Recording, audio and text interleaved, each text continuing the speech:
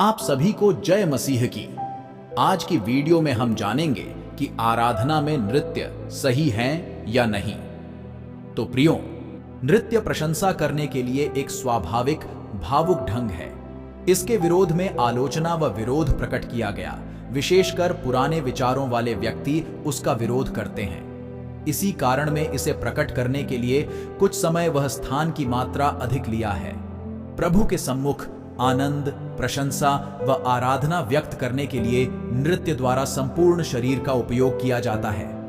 यूनानी व इब्री भाषा में नृत्य के स्थान पर बहुत से शब्दों का उपयोग किया गया है, जिनमें विभिन्न अर्थ हैं। उछलना, कूदना, पैरों को ऊपर उठाकर कूदना इत्यादि इत्यादि। यह बिना किसी नक्शे के नृत्य की ओर संकेत करता है। यह नृत्य आयोजित ढंग से नहीं किया जाता, परंतु परमेश्वर के सामने आनंद को प्रकट करने की कुछ मुद्राएं हैं। ऐसा दृष्टांत प्रेरितों के काम अध्याय 3 और पद 8 में व्यक्त किया गया है। जब लंगड़ा व्यक्ति उठकर खड़ा हो गया, वह उछलकर खड़ा हो गया और चलने फिरने लगा और चलता और कूदता और परमेश्वर की स्तुति करता हुआ उनके साथ मंदिर में गया। यहां इसे दूसरे प्रकाश में देखा जा सकता है। यह समझना आवश्यक है कि इज़राइल के घराने परमेश्वर के परिवार में आराधना प्रकट करने के लिए नृत्य का प्रयोग किया गया था। भजन संहिता अध्याय 149 और पद 3 में लिखा है, वे नाचते हुए उसके नाम की स्तुति करें। और भजन संहिता अध्याय 150 और पद 4 में इस प्रकार लिखा है कि डफ बजाते नाचते हुए उसकी स्तुति करो। प्रियो, बाइबल में नृत्य के कुछ उदाहरण हैं। पहला, उद्धार छुटकारे का आनंद प्रकट करने के लिए।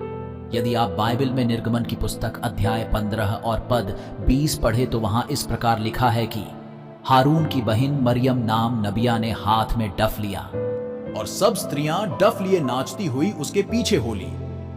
तथा न्यायों की पत्री अध्याय 11 और पद 34 में इस प्रकार लिखा है कि जब यिप्तह मिस्पा को अपने घर आया, तब उसकी बेटी डफ बजाती और नाचती हुई उसकी भेंट के लिए निकल आई। वह महान विजय के पश्चात लौट रहा था। दूसरा, पुनः निर्माण का आनंद बनाने के लिए। दूसरा, शमूएल अध्याय 6 पद 14 में हमें यह पता चलता है कि जब मिलाप वाला तंबू यरूशलेम में वापस लाया गया, दाऊद सनी का एपोद कमर में कसे हुए यहोवा के सम्मुख तन मन से नाचता रहा। और दूसरा, शमूएल अध्याय 6 पद 16 के अनुसार शाऊल की बेटी मीकल ने दाऊद राजा को यहोवा के सम्मुख नाचते कूदते देखा। यिर्मयाह अध्याय 31 पद 13 में यिर्मयाह उस आने वाले महान पुनः निर्माण संबंधी भविष्यवाणी करता है।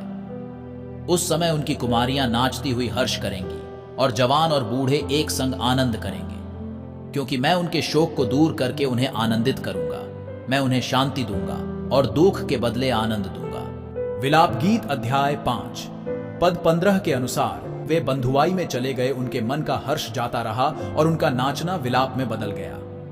परंतु यिर्मयाह अध्याय 31 पद 13 में हम पाते हैं कि उनका शौक नृत्य में बदल गया जब उन्हें बंधुआई से निकाला गया। योएल की पुस्तक अध्याय 1 पद 12 के अनुसार हम देखते हैं कि परमेश्वर के लोगों का सूखा व निष्फलता का प्रकोप हुआ, तब मनुष्य के पुत्रों का आनंद छिन गया। बंधुआई से छूटने के पश्चात उनके आनंद व हंसी का लौट आना नास्तिक लोगों के लिए गवाही का कारण ठहरा। इसे आप भजन संहिता अध्याय 126 पद 3 में लिखा है, यहोवा ने हमारे साथ बड़े बड़े काम किए हैं और इससे हम आनंदित हैं। तीसरा, नए नियम में नृत्य। जो लोग कलीसिया में नृत्य का विरोध करते हैं, वह कहते हैं कि नृत्य पुराने नियम तक ही सीमित है, उसका नए नियम में कोई स्थान नहीं। परंतु जब हम नए नियम का अध्ययन करते हैं तो हम इस अभिव्यक्ति को यहां भी पाते हैं। जब लंगड़ा व्यक्ति चंगाई का लेता है तो वह बड़े जोश के साथ उसका उत्तर देते हैं, जिसे आप प्रेरितों के काम अध्याय 3 पद 8 में देख सकते हैं। और वह उछलकर खड़ा हो गया और चलने फिरने लगा और चलता और कूदता और परमेश्वर की स्तुति करता हुआ उनके साथ मंदिर में गया। और प्रेरितों के काम अध्याय 14 पद 10 में लिखा है, जब पौलुस ने लुस्त्रा में लंगड़े व्यक्ति को देखा तो उससे कहा, अपने पांवों के बल सीधा खड़ा हो। तब वह उछलकर चलने फिरने लगा। प्रियो, उसका उछलना कूदना उसकी अद्भुत चंगाई के आनंद का प्रगटीकरण था। यूनानी भाषा में आनंद अगलियाओ शब्द से आया है, जिसका वास्तविक अर्थ है आनंद के कारण उछलना। यह गहरा आंतरिक आनंद नहीं, परंतु महान आनंद का बाहरी प्रगटीकरण है। नए नियम में विभिन्न स्थानों में इसका प्रयोग किया गया है। लूका अध्याय 6 पद 23 में यीशु ने कहा, उस दिन आनंदित होकर उछलना, क्योंकि देखो तुम्हारे लिए स्वर्ग में बड़ा प्रतिफल है।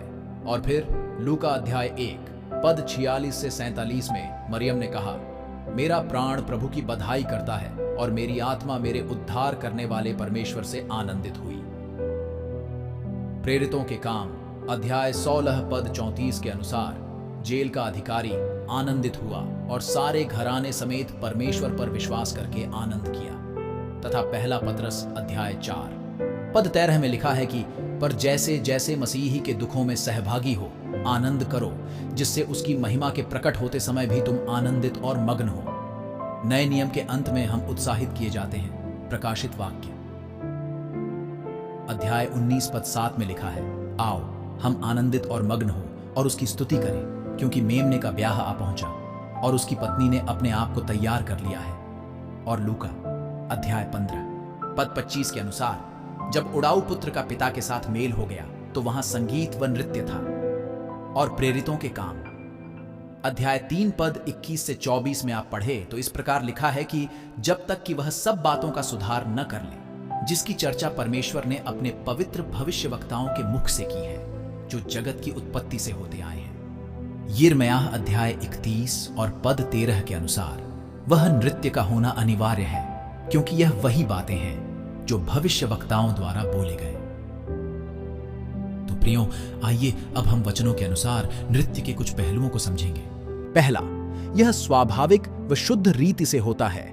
यह कोई महत्वपूर्ण मुद्रा सहित अभ्यास व नियमनिष्ठ तरीके से नहीं है। यह उछलने, कूदने तथा घूमने द्वारा प्रकट किया जाता है। कभी कभी उसके साथ संगीत का प्रयोग भी होता है। यदि आप निर्गमन की पुस्तक अध्याय 15 और पद 20 और 21 के अनुसार अक्सर वह गीतों के साथ होता है। दूसरा, यह एक व्यक्ति या एक समूह द्वारा होता है। दाऊद प्रभु के सम्मुख नाचा, मरियम व समस्त स्त्रियों ने नाचा। तीसरा, यह लड़कों व लड़कियों के बीच हुआ नृत्य नहीं।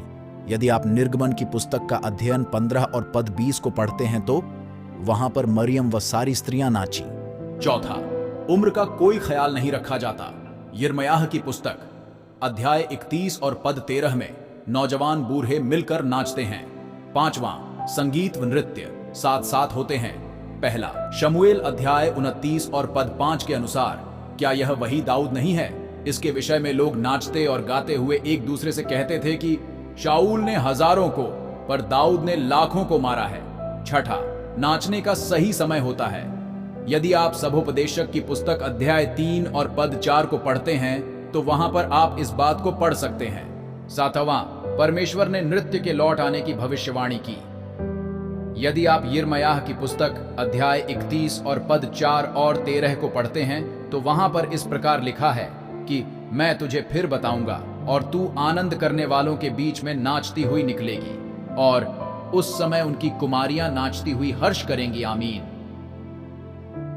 तो प्रियो, आशा करता हूं कि आपको मेरी वीडियो पसंद आई और आपने इससे काफी कुछ सीखा होगा। और यदि आपको वीडियो पसंद आई तो आप इसे लाइक और शेयर करें, साथ ही हमारे चैनल को भी जरूर सब्सक्राइब करें। धन्यवाद।